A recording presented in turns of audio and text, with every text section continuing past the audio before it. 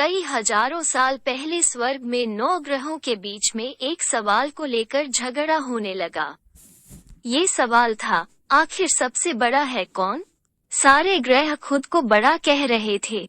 होते होते बात इतनी बड़ी हो गई कि सबके बीच लड़ाई होने लगी। तभी इस बात का फैसला करने के लिए सभी ग्रहों ने इंद्रदेव के पास जाने का फैसला लिया। वहां पहुंचकर सबने एक स्वर में उनसे पूछा, आखिर हम सब में से सबसे बड़ा कौन है?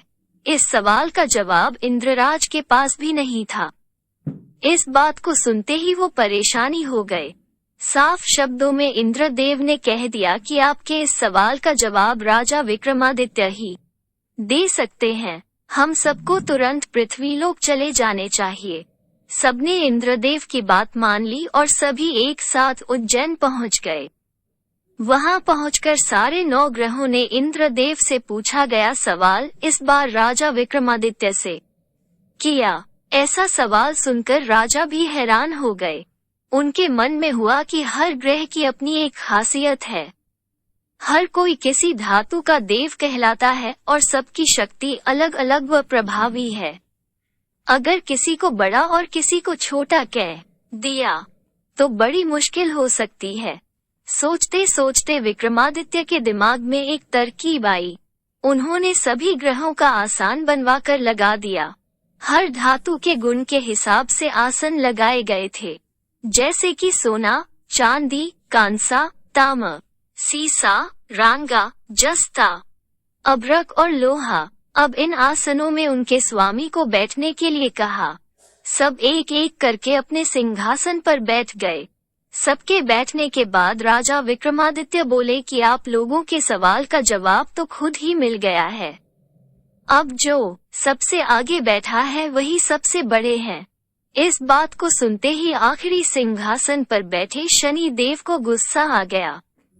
गुस्से में शनि ने विक्रमादित्य से कहा, तुमने मुझे सबसे पीछे बैठाकर मेरा अपमान किया है। तुम्हें मेरी शक्तियों का अंदाजा नहीं है। मैं तुम्हें पूरी तरह से खत्म कर दूंगा। उन्होंने आगे कहा कि सूर्य किसी राशि में 1 महीने, चंद्रमा किसी राशि में 2.25 दिन, मंगल एक राशि में 1.5 महीने, बुध व शुक्र 1 महीने, बृहस्पति 13 महीने ही रहते हैं। इन सब के मुकाबले मैं किसी भी राशि में 7.5 साल तक 7.5 बनकर रहता हूँ। कई देवता मेरे प्रकोप से पीड़ित हैं। भगवान राम को भी 7.5 का प्रकोप झेलना पड़ा। इसी वजह से वो जंगल गए थे। रावण भी 7.5 की वजह से लड़ाई में मारा गया था। अब तुम्हारी बारी है। तुम भी मेरे प्रकोप से बच नहीं पाओगे अब। ये सब देखकर अन्य ग्रहों के देवता चले गए और शनि देव भी नाराज होते हुए आगे निकल गए। इतना सब होने के बाद विक्रमादित्य परेशान थे, लेकिन वो पहले की तरह ही अपनी जनता के लिए न्याय करते रहे। होते होते वो आनंद से अपना जीवन जीने लगे। पर शनि देव अपना अपमान बिल्कुल भी नहीं भूले थे।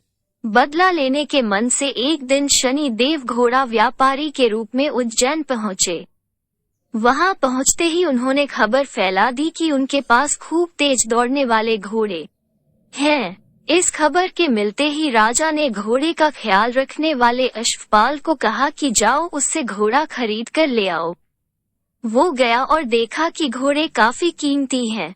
फिर विक्रमादित्य खुद गए और एक ताकतवर घोड़ा पसंद कर लिया।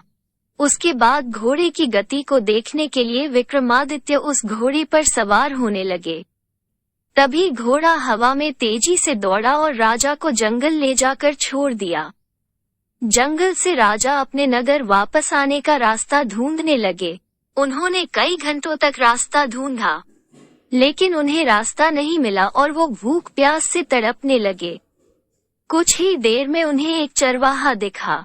उससे राजा ने पानी मांगकर पी लिया और पानी के बदले में उसे अपनी सोने की अंगूठी दे दी। उसके बाद राजा रास्ता पूछते हुए एक नगर पहुँचे। वहां सामने ही राजा को एक सेठ की दुकान दिखी। वो कुछ देर के लिए वहां बैठकर उस सेठ से बातें करने लगे। उसी वक्त सेठ की दुकान की चीजें बहुत तेजी से बिकने लगी। सेठ को लगा कि राजा उसके लिए भाग्यशाली है। इसलिए वो उन्हें अपने घर खाना खिलाने के लिए ले गया। घर पहुंचकर सेठ कुछ देर के लिए राजा को एक कमरे में छोड़कर बाहर गया। वहां राजा ने एक खूंटी पर हीरे का हार लटका हुआ देखा। तभी एक घंटी बजी और देखते ही देखते खूंटी ने उस हार को निगल लिया। ये सब देखने के बाद राजा बड़ा हैरान हुए। कुछ देर बाद सेठ वहां आया तो उसे वो हार नहीं दिखा।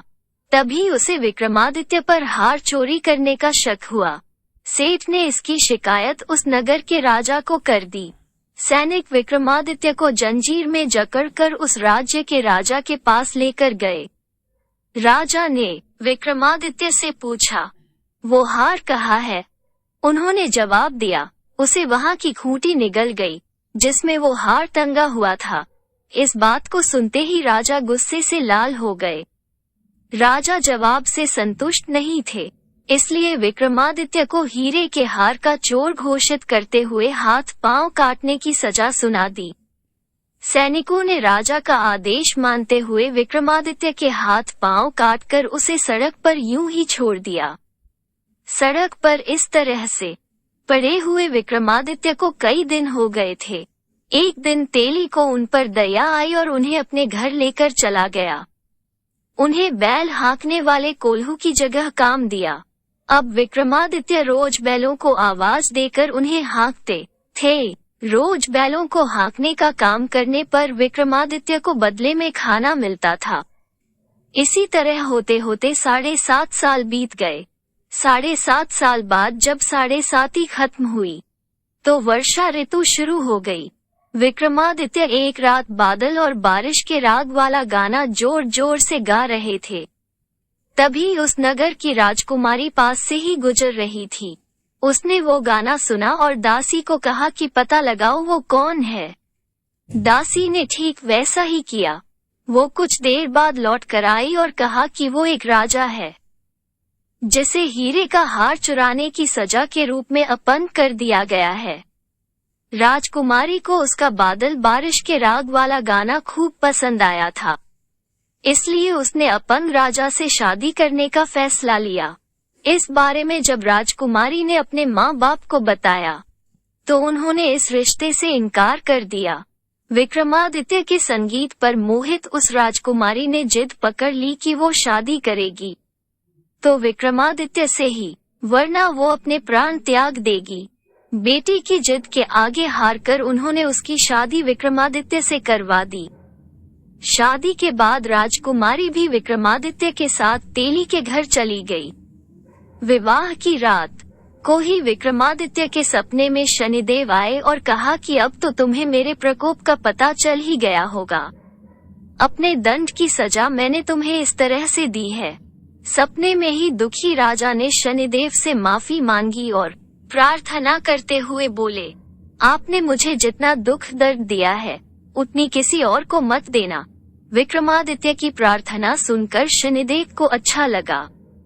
उन्होंने सपने में ही उन्हें बताया कि जो भी इंसान मेरी पूजा करेगा, मुझ पर ही मन लगाकर ध्यान करेगा, मेरी कथा सुनेगा, चींटियों को आटा खिलाएगा, वो मेरे प्रकोप से हमेशा बचा रहेगा। साथ ही मैं उनके मनोरथ भी पूरे करूंगा। सपने में ये सब देखते ही विक्रमादित्य की नींद खुल गई और उनके हाथ पांव भी लौट आए थे। अपंगता से छुटकारा पाकर वो बहुत खुश हुए। उन्होंने मन से शनिदेव को धन्यवाद किया। इसके बाद विक्रमादित्य ने अपनी पत्नी को शनिदेव के प्रकोप की पूरी कहानी सुनाई। तभी सेठ को भी पता चला कि वो अपंग इंसान राजा विक्रमादित्य है। उसने दौड़कर राजा से माफी मांगी। राजा ने भी उसे माफ कर दिया, क्योंकि उन्हें पता था कि ये सब कुछ शनिदेव की वजह से हो रहा है। सेठ ने दोबारा विक्रमादित्य को अपने साथ घर चलने के लिए कहा। वहां सब मिलकर खाना खा रहे थे। उसी समय एक और हार को खूंटी ने निगल लिया। इस दृश्य को सबने देखा और हैरान हो गए। कुछ देर बाद सेठ को अपनी करनी पर पछतावा हुआ और उन्होंने अपनी बेटी की शादी विक्रमादित्य से कर दी। विवाह में सेठ ने उन्हें खूब सारे आभूषण दिए। अब राजा विक्रमादित्य अपनी दोनों पत्नियों के साथ राज्य वापस पहुँचे। वहां धूमधाम से उनका स्वागत हुआ। अगले ही दिन विक्रमादित्य ने ये घोषणा करवा दी कि सारे ग्रहों में सबसे श्रेष्ठ शनिदेव हैं। कहानी से सीख, किसी की भी ताकत को कम नहीं आंकना चाहिए।